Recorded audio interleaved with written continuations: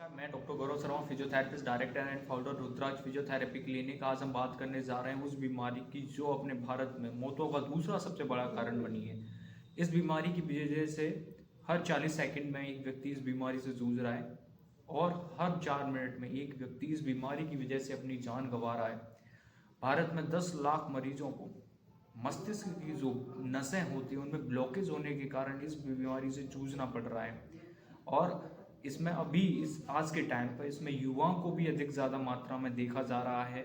हम बात करने जा रहे हैं बीमारी लकवा, जिसे हम पैरालिसिस भी कहते हैं। आज हम उसकी बात करने जा रहे हैं। पैरालिसिस के सबसे ज्ञात कारणों में से एक है स्ट्रोक। यह 40 वर्ष से अधिक आयु के लोगों और महिलाओं में आम होता है। स्ट्रोक का सामना करने वाले 90% से अधिक लोगों को पैरालिसिस से प्रभावित होते हैं। हर 20 सेकंड में एक भारतीय ब्रेन स्ट्रोक से पीड़ित होता है। कुछ स्थितियों में लोग पैरालिसिस के साथ पैदा होते हैं। इसके अलावा कुछ लोगों में अकस्मात इसके कारण विकसित होते हैं। लकवा, आज हम बात करने जा रहे हैं लकवा क्या होता है, इसके क्या कारण है, इससे कौन कौन प्रभावित होता है, इसके लक्षण क्या क्या है, इसका उपचार क्या क्या है, इसकी यह कितने प्रकार की होती है। आज इन सब के बारे में बात करने जा रहे हैं। मोस्टली पैरालिसिस है ना, थोड़ा सा सर्दियों में ज़्यादा देखने को मिलता है। पैरालिसिस के जो केस हैं वो सर्दियों में हमें ज़्यादा देखने को मिलते हैं। किस वजह से? तो सर्दियों में क्या होती है, जो अपनी स्किन होती है, स्किन के नीचे एक सेल्स होती हैं जो ब्लड को, और सेल्स होती हैं, वो झिल्लियाँ होती हैं, वो आपस में सिकुड़ जाती हैं। सिकुड़ने की वजह से क्या होता है, जो अपना जो ब्लड फ्लो है ना वो प्रॉपर तरीके से काम नहीं कर पाता है। जो ब्लड का जो सर्कुलेशन है वो बॉडी तक, आप ब्रेन तक नहीं पहुंच पाता है प्रॉपरली। तो उसमें क्या होता है, जो ब्रेन का जो सर्कुलेशन है उसके ना थोड़ा सा कमी आ जाती है ब्रेन में। उस वजह से ब्रेन स्ट्रोक हो जाता है। और ब्रेन स्ट्रोक की वजह से वह एक अंग को आपके डिफेक्टेड करता है, चाहे हाथ करे, पैर करे, या दोनों को करे, या फिर गर्दन से नीचे जाए, या फिर कमर से नीचे जाए, ये किसी अंग को डैमेज करेगा। इसी चीज़ को पैरालिसिस बोलते हैं, और यह आमतौर पर हमें सर्दियों में देखने में ज़्यादा मिलती है। Thank you. लकवा क्या होता है? पैरालिसिस या लकवा मानना एक से अधिक मांसपेशियों के समूह, जो मांसपेशियों का जो समूह होता है या मांसपेशियों के कार्य करने में पूर्णतः वो असमर्थ हो जाते हैं। मतलब इसका मतलब आज हिंदी भाषा में अपन आराम से समझाएं तो इसमें क्या होता है, मांसपेशियां जो होती हैं उनका जो ग्रुप होता है वह अपना जो काम होता है, उसका मांसपेशी का जो काम होता है वो उस काम को भूल जाता है। जैसे हमें शोल्डर हमें हिलाना है, जो मसल्स काम कर रही है वो अपना भूल जाती है कि हमें क्या करना है, हमें शोल्डर को ऊपर करना है या फिर चलाना है। ये सारी चीज़ें मतलब भूल जाता है वो। एंड डायरेक्ट इसमें दूसरी तरीके से बात करें, इसमें क्या होता है, मांसपेशियों का समूह अपना काम करना बंद कर देता है। वो बिल्कुल पूरी तरह से वो काम करना बंद कर देता है। इसको पैरालिसिस बोलते हैं। अब हम बात करने जा रहे हैं लकवा के प्रकार। अब वो अनगिनत प्रकार हो सकते हैं, पर हम जो मेन जो 3 कारण होते हैं हम उनके बताने जा रहे हैं। मैंने पर्सनली तीनों पेशेंट्स को देखा है, जो पैरालिसिस की तीनों कंडीशन है, मैंने उन सबको देखा है, हमने उनको ट्रीट भी किया है। बहुत से अधिकांश से सही भी हुए हैं, क्योंकि कंडीशन के ऊपर डिपेंड रहता है पेशेंट। तो हम बात करने जाए, वास्तव में लकवे के कई प्रकार का होता है, क्योंकि शरीर को पहुंचाने के अगणित तरीके हैं। हालांकि लकवा की 4 मुख्य श्रेणियां हैं जो शरीर के उस हिस्से से संबंधित है, या जो उस हिस्से को प्रभावित करती हैं। तो पहला कारण है, इसमें जो पहला प्रकार है उसको बोलते हैं मोनोप्लेजिया। पहले कारण को बोलते हैं मोनोप्लेजिया। उसमें शरीर के एक हिस्से का पैरालिसिस होता है। मोनोप्लेजिया में एक शरीर के एक हिस्से का पैरालिसिस होता है। आमतौर पर यह एक अंग का होता है। ये आपके किसी एक अंग को पकड़ता है, चाहे आपका एक हाथ पकड़े, या आपका एक है हाथ पैर पकड़े, या आपका लेफ्ट जो वाला हाथ है उसको पकड़े, या राइट वाले को पकड़े, या फिर जो पैर है वो राइट या लेफ्ट, वो एक किसी को भी पकड़ सकता है, वो एक को पकड़ेगा। इसमें शरीर के एक अंग को पैरालिसिस हो जाता है, क्योंकि जो अंग है वो अपना काम सही से नहीं करता है।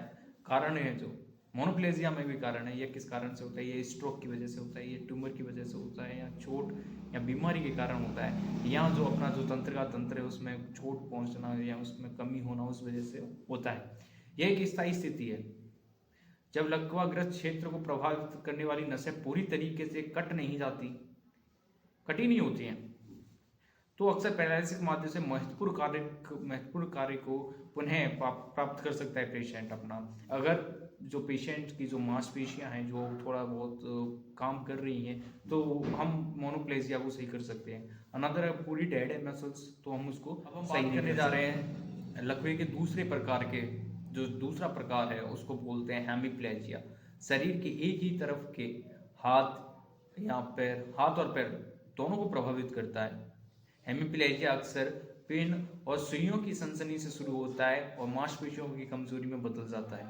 ये इसमें क्या होता है, पेशेंट को जब स्टार्टिंग होती है, जब वो अपने हाथ जो आधे शरीर में एक हाथ एक पैर, इनमें क्या होता है, सुइयां और सनसनी बोलते हैं, थोड़ा सा झंझनाहट सी महसूस होने लगती है और वो जो झंझनाहट जो सनसनी होती है वो मांसपेशियों की कमजोरी में बदल जाती है। इसमें क्या है, पेशेंट कुछ भी महसूस नहीं कर सकता है। इसमें पेशेंट में महसूस नहीं कर सकता है, हाथ में थोड़ा बहुत सेंसेशन रहता है और कभी कभी यह अस्थायी होता है, यह अब डिपेंड करता है आपके ट्रीटमेंट पे, आपने किस बेसिस पे ट्रीटमेंट लिया है उस पर डिपेंड करता है। ये अस्थायी होता है, ये सही हो जाता है। हेमिप्लेजिया सही हो जाता है, हमने पेशेंट सही किया है हेमिप्लेजिया के। इसमें क्या होता है, एक साइड चली जाती है अपनी, यहाँ से यूँ ये वाली साइड चली जाती है, ये पूरी ये यहाँ से चली जाती है। इसमें क्या होता है कि ये मुँह ये होठ हैं अपने जो टेढ़े हो जाते हैं, आँख थोड़ी सी बदल जाती है। बात करने जा रहे हैं तीसरा प्रकार, जो पैरालिसिस के तीसरे प्रकार के बारे में, वैसे चार हैं, हम तीसरे की बात करने जा रहे हैं, उसको बोलते हैं पैराप्लेजिया। ये इसमें क्या होता है, ये कमर से नीचे का हिस्सा होता है वो पैरालिसिस हो जाता है।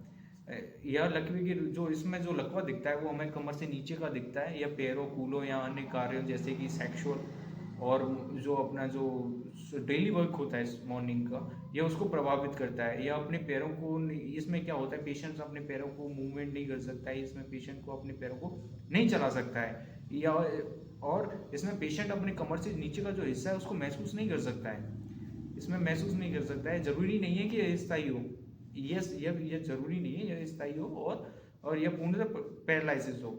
कभी कभी पेशेंट ट्रीटमेंट की बेसिस पे यह सही हो सकता है, जो पैराप्लेजिया है वो सही हो सकता है, पेशेंट सही हो सकता है। इसमें क्या होता है, कमर से नीचे का हिस्सा जो होता है वो चला जाता है, पैरालिसिस हो जाता है।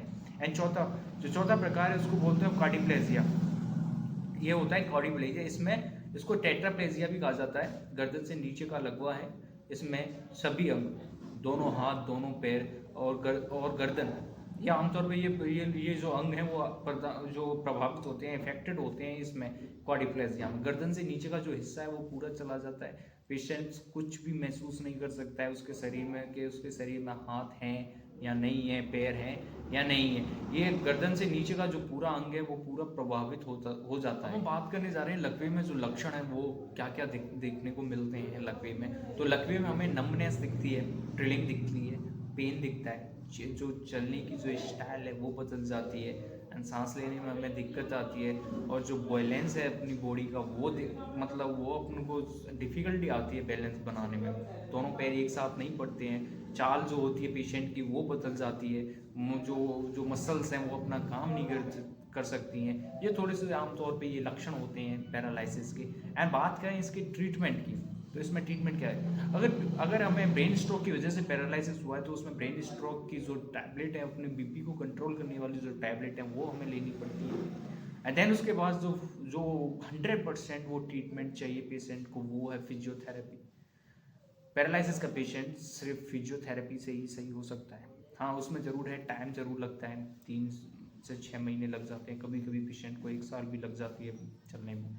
एंड बट जो पेशेंट है जो पैरालिसिस का, वो सिर्फ फिजियोथेरेपी से ही सही कर सकता है। इसमें क्या करते हैं फिजियोथेरेपिस्ट, इसमें मोबिलिटी, ROM और स्ट्रेंथनिंग, ये तीनों एक्सरसाइज और तीनों ये जो है ट्रीटमेंट वो पेशेंट को देता है, जिससे पेशेंट को चलने में दिक्कत नहीं आती है। पेशेंट अपना फीलिंग, जो रेंज ऑफ मोशन है, जो जैसे शोल्डर की बात करें, शोल्डर की जो रेंज ऑफ मोशन है ये पेशेंट को देते हैं फिजियोथेरेपिस्ट रोज डेली। एंड देन उसको जो वॉकिंग स्टाइल जो बदलती है पेशेंट की पैरालिसिस में, तो वो भी फिजियोथेरेपिस्ट उनको वॉक जो स्टाइल होती है वो उसको वापस लेके आते हैं पेशेंट की जो पहले होती है। इसमें फेशियल, थोड़ा सा इसमें फेशियल पाल्स भी देखी जा सकती है। इसमें क्या होता है, फेस का जो है ना, जो थोड़ा सा टेढ़ापन हो जाता है, आपके ढंग से ना बोल पाना, थोड़ा सा आवाज़ का दबा होना, और थोड़ा सा लार का टपकना, एक आँख का थोड़ा सा बंद होना, टेढ़ा होना, ये सब चीज़ें ना हम पैरालिसिस में देख सकते हैं। अच्छी लगी हो तो लाइक करें, शेयर करें एंड सब्सक्राइब करें। Thank you. और आगे देखते रहिए वीडियोस, अभी और थोड़ा सा अलग अलग टॉपिक पे हम वीडियोस बनाएंगे। देखते रहिए, मुस्कुराते रहिए। जय हिंद, जय भारत।